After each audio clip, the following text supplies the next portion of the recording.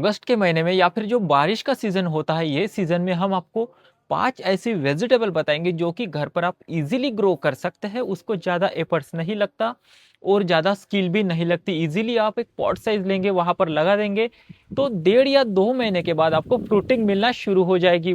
Garden में मस्त हवा चल रही है, हल्की-हल्की बारिश हो रही है और आप देख सकते हैं कि गार्डन कितना हरा-भरा हो चुका है। यहाँ पर हमने हर तरह की सब्जियाँ एवं फूलों के कुछ पौधे भी लगाए हैं, कुछ फ्रूट के भी पौधे हैं।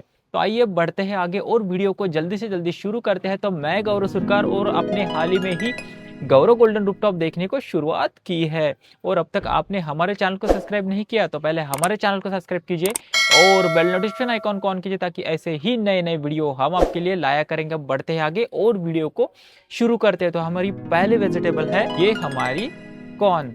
यहाँ पर स्वीट कॉर्न, बेबी कॉर्न, देसी कॉर्न या फिर हाइब्रिड जो भी क्वालिटी के कॉर्न है वो आप अगस्त के महीने में, जून जुलाई अगस्त के महीने में इजीली ग्रो कर सकते हैं। हम 5 आपको ऐसी वेजिटेबल बताएंगे जो आप इजीली घर पर ग्रो करेंगे। तो हमारी पहली कॉर्न थी। कॉर्न के लिए हमें क्या करना है, अगर 12 बाय 12 इंच का पॉट है तो उसमें 2 ही कॉर्न के पौधे लगाने हैं। दोनों ही पौधे पास पास में रहेंगे तो यहाँ पर पॉलिनेशन इजीली हो जाएगा। यहाँ पर मेल फ्लावर बहुत आ चुके हैं और ये नीचे फीमेल फ्लावर है। इसके पोलन यहाँ पर गिरकर पॉलिनेशन इजीली हो जाता है।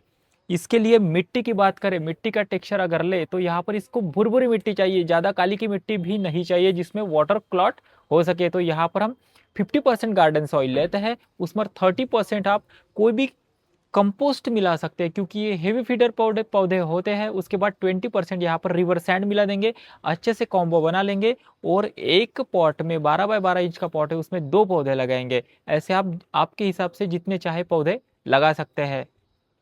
जब कॉर्न के पौधे छोटे होते हैं, जिसे हम भुट्टा भी कहते हैं, इसके पौधे जब छोटे होते हैं तब इसको वर्मी कंपोस्ट देना चाहिए। और जब पौधे बढ़ना शुरू होते हैं, मतलब इसको फ्लावर आना शुरू होते हैं, तो ये कंडीशन में फ्लावर आने से पहले ही आप बोन मील दे सकते हैं।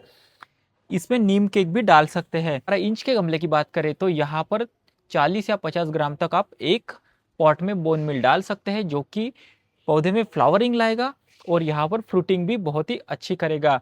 कॉर्न के पौधे हेवी फीडर होते हैं तो इसके लिए अगर कंपोस्ट अच्छा डालेंगे तो पौधे में ज़्यादा लागत से फ्रूट मिलना शुरू हो गए। उसके बाद नेक्स्ट पौधे की ओर बढ़ते हैं। तो ये कौन का आपको अगर कुछ डाउट है तो आप कमेंट में ज़रूर कमेंट कर सकते हैं। यहाँ पर हमारी दूसरी वेजिटेबल सेकंड नंबर पर आती है ओकारा, जो कि घर पर इजीली ग्रो हो जाती है। अगर 12 बाय 12 इंच का पॉट आप लेंगे तो उसमें 1 या 2 ही पौधे लगाए, उससे ज़्यादा कदापि ना लगाए क्योंकि बारिश के सीजन में ओकारा का साइज बहुत बढ़ता है। पीछे देख सकते हैं कि हमने यहाँ पर एक लाल वेराइटी लगाई है, मतलब रेड ओकारा। उसके बाद ये पीछे है, ये वाइट वेराइटी है, मतलब इसके जो थोड़ा सा ओकारा का जो कलर होता है या भिंडी का कलर होता है वो फेंट होता है। ये दोनों भी देसी वेराइटी है और इसकी ओकारा की टेस्ट एंड साइज बहुत ही अच्छे होते हैं।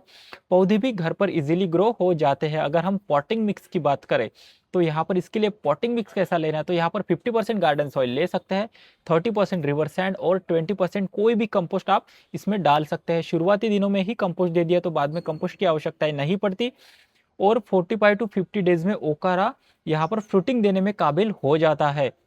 उसके बाद इसके जो सीड लगाते हैं, सीड लगाते समय हमें ज़्यादा पानी नहीं देना क्योंकि ओवर वाटरिंग से इसके सीड गल जाते हैं, पौधे छोटे बढ़ते हैं और मुड़ जाते हैं। ऐसे कहीं इसमें प्रॉब्लम आ सकते हैं। लेकिन एक बार ओकरा इतना हो गया, मतलब 3 या 4 इंच का पौधा हो गया तो ये बहुत ही हार्डी हो जाता है। कैसे भी बारिश आएंगी, कितनी भी आंधी आएंगी तो ये टूटते नहीं है, इजीली खड़े रहते, इसको सपोर्ट की भी आवश्यकता नहीं होती और ये इजीली ग्रो हो जाते हैं। पॉट साइज तो हमने बता दिया, पॉटिंग मिक्सचर भी बता दिया। 15 दिन के इंटरवल में, मतलब 15 डेज के इंटरवल में आप नीम ऑयल का छिड़काव कर सकते हैं। 5 ml नीम ऑयल 1 लीटर में डाल के सभी पौधे पर आप 15 दिन के अंतराल में स्प्रे करेंगे तो आपको यहाँ पर कोई भी डिसीज नहीं होगा। और इसके हार्वेस्टिंग की बात करें तो हर दूसरे दिन यहाँ पर हार्वेस्टिंग मिल जाती है और एक एक दो दो दिन में ही ओकारा बड़ी बड़ी हो जाती है। आप अगर घर पर लगाएंगे तो इसका अनुमान ले सकते हैं। यहाँ पर बहुत सारी ओकारा अभी भी लगी हुई है। नॉर्मल साइज होते ही इसको हार्वेस्ट कर लीजिए, अन्यथा इसमें नीचे अंदर बीज बनना शुरू होते हैं और एक बार बीज बनने के बाद इसका टेस्ट थोड़ा सा चेंज होता है, फ्रूट भी थोड़ा सा हार्डी हो जाता है, पौधे की एनर्जी वेस्ट हो जाती है। तो आप यहाँ पर ओकारा को जल्दी जल्दी हार्वेस्ट कीजिए, नए नए ओकारा फिर से आएंगे, पौधा ऊपर बढ़ेगा और ऐसे ही ओकारा इजीली आप घर पर ग्रो कर सकते हैं बिना किसी झिझक के। Now our third vegetable is coffee, मतलब चौलाई की फली। यहाँ पर आप देख सकते हैं कि कितनी फलियां लगी हुई है। ये हमारे लाल कलर की चौलाई की फली है और यहाँ पर उसके साइड में ग्रीन वाली, दोनों भी इस पे बम्पर हार्वेस्टिंग होती है। अगर 12 बाय 12 इंच के पॉट की बात करें तो इसमें एक पॉट में आप 2 या 3 पौधे लगाएंगे तो आपको यहाँ पर अच्छी पैदावार मिल जाएंगी। अगर पॉटिंग मिक्स की बात करें तो यहाँ पर 50% गार्डन सॉइल, 30% रिवर सैंड और 20% कोई भी कंपोस्ट आप लगा सकते हैं। इसमें कलर के फ्लावर आते हैं, मतलब कुछ में वॉयलेट कलर होता है और कुछ में वाइट कलर, यहाँ पर आप देख सकते हैं। अगर हमने यहाँ पर सभी पॉट साइज 12 बाय 12 इंच की यूज की है और ये पौधे में एफिड्स की प्रॉब्लम बहुत ही आते हैं, तो यहाँ पर केमिकल अन्यथा ऑर्गेनिक दोनों भी पेस्टिसाइड का आप इस्तेमाल कर सकते हैं। नीम ऑयल 1 लीटर में डालकर आप अच्छे से स्प्रे करेंगे तो आपको इजीली यहाँ पर राहत मिल जाएंगी। यहाँ पर ढेर सारी फलियां लगी है, आपको मैं जूम करके दिखा रहा हूँ कि एक पौधे में 4-4 5-5, उसके बाद यहाँ पर 10 या 12 तक एक पौधे में ही फलियां लग जाती है। 3 या 4 पौधे में आपकी हार्वेस्टिंग पूरी हो जाती है। ये भी पौधे अगस्त के महीने में इजीली आप लगा सकते हैं और आपको ये अच्छी पैदावार देते हैं। मिट्टी तो हमने बता दी, उसके बाद पॉट साइज भी आपने रूबरू कर दिया, उसके बाद यहाँ पर पेस्ट कंट्रोल भी हो गया। पौधे में जब 40 या 50 दिन हो जाते हैं तो उसमें बोन मील और नीम केक ये दोनों भी मिक्स कर कर अच्छे से दे सकते हैं। और शुरुआती दिनों में सभी पौधे को वर्मी कंपोस्ट ही देना चाहिए, उसकी पौधे से अच्छे से ग्रोथ होती है। और साथ ही साथ जब फ्रूटिंग और फ्लावरिंग की बात आती है तब उसको आप यहाँ पर बोन मील और नीम केक ये दोनों भी दे सकते हैं, उससे अच्छी राहत पौधे को मिल जाती है, फ्रूटिंग अच्छे से हो जाती है। उसके बाद हमारी चौथे नंबर पर आती है हमारी ककड़ी, जो कि घर पर इजीली ग्रो होती है। आप घर पर ककड़ी उगाना चाहते हैं तो यहाँ पर 15 बाय 15 इंच का एक ग्रो बैग ले लीजिए, अन्यथा 18 बाय 18 इंच के ग्रो बैग में एक ही बेल लगाएंगे तो आपको बहुत ही यहाँ पर बम्पर पैदावार मिल जाएगी। यहाँ पर आप देख सकते हैं कि एक ककड़ी लगी है, हमने इसके पहले ही 2-3 ककड़ियाँ हार्वेस्ट कर ली। जैसे जैसे फ्रूटिंग आती है वैसे वैसे ही आप हार्वेस्ट करते जाएंगे तो यहाँ पर नए नए फ्रूट आना शुरू रहेंगे। अगर हम मिट्टी की बात करें तो यहाँ पर 50% गार्डन सॉइल, 30% रिवर सैंड और 20% कोई भी कंपोस्ट डाल सकते हैं। कंपोस्ट में आप वर्मी कंपोस्ट का इस्तेमाल शुरुआती दिनों में करें, उसके बाद यहाँ पर बोन मील और नीम के दोनों भी फर्टिलाइजर अच्छे से मिक्स कर कर पौधे को देंगे तो यहाँ पर हमें बहुत ही अच्छी फ्रूटिंग की साइज भी मिल जाएगी। यहाँ पर ढेर सारी फ्लावरिंग हुई है और हमेशा बारिश के दिनों में वेल को ऊपर चढ़ा दीजिए। मैंने तो यहाँ पर जगह के अभाव से नीचे ही रहने दिया, लेकिन आप वेल को ऊपर चढ़ाएंगे तो आपको यहाँ पर इजीली अच्छी हार्वेस्ट मिल जाएगी। पेस्ट कंट्रोल की बात करें तो 5 ml नीम ऑयल 1 लीटर में डालकर आप अच्छे से स्प्रे कर सकते हैं 15 दिन के इंटरवल में, तो आपको यहाँ पर इजीली सभी एफिड्स से या फिर कोई भी कीट पतंगे होते हैं उससे राहत मिल जाएगी।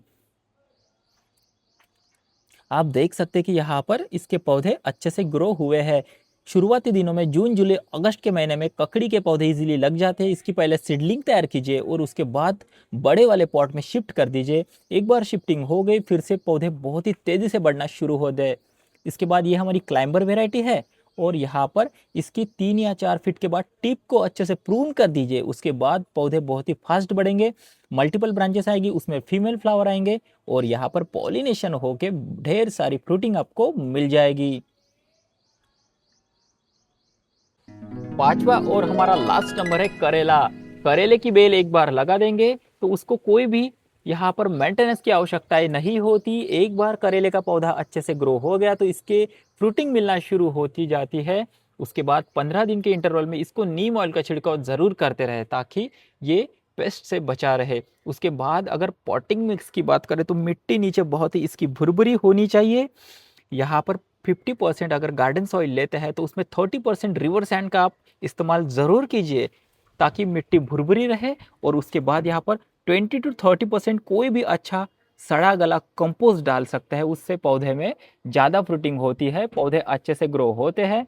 और आप देख सकते हैं अगर हम करेली के पौधे की बात करें तो इसको ऊपर चढ़ाना चाहिए। इसकी जो बेलें होती है आप नेट की मदद से ऊपर चढ़ाएंगे तो पौधे में बहुत ही अच्छी फ्रूटिंग होगी, क्योंकि जैसे जैसे जैसे पौधे ऊपर बढ़ते हैं नीचे नीचे फ्रूटिंग आना शुरू हो जाती है, ऊपर ऊपर फ्रूटिंग चली जाती है।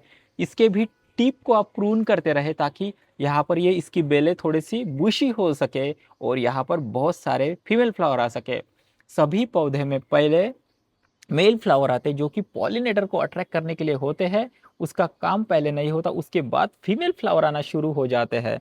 फीमेल फ्लावर आने के बाद पॉलिनेशन होकर फ्रूटिंग होती है। ये यहाँ पर मेल बहुत सारे फ्लावर देख सकते हैं कि इसके जो यहाँ पर पोलन है, ये देखिए ये पोलन है, ये ऐसे ही नीचे गिरकर यहाँ पर फीमेल फ्लावर पे गिरते हैं और यहाँ से पॉलिनेशन हो जाता है। यहाँ पर सभी कॉर्न लगे हैं, ये सभी हमारे स्वीट कॉर्न है। आप देख सकते हैं कि कितने सारे कॉर्न यहाँ पर लगे हुए हैं और ये हमारी हॉरिजेंटल ग्रो बैग है जिसकी हाइट 1 फुट है और विड्थ बहुत ज़्यादा है। तो ये आज का हमारा वीडियो आपको कैसा लगा हमें कमेंट में ज़रूर बताइए। कोई भी क्यूरी हो तो ज़रूर कमेंट करें, हम सभी इसका आपको प्रॉपर रिप्लाई देंगे। साथ ही साथ हमारे चैनल की प्लेलिस्ट में हाउ टू ग्रो वेजिटेबल में जाकर सर्च कीजिए, ताकि ये जो वेजिटेबल हमने लगाए वो सेपरेटली उसके सेपरेट सेपरेट वीडियो है जो सीडलिंग से लेकर हार्वेस्ट तक सभी इंफॉर्मेशन वहां पर हमने दे दी है। आप इजीली एक एक वीडियो को प्रॉपरली देख सकते हैं और उसी तरह से गार्डनिंग शुरू कर सकते हैं। बाकी हमारा आपको पूरा सपोर्ट रहेगा। कोई आप गार्डन के टूल एवं सीड खरीदना चाहते हैं तो डिस्क्रिप्शन में नंबर है, वहां से बाय कर सकते हैं। धन्यवाद।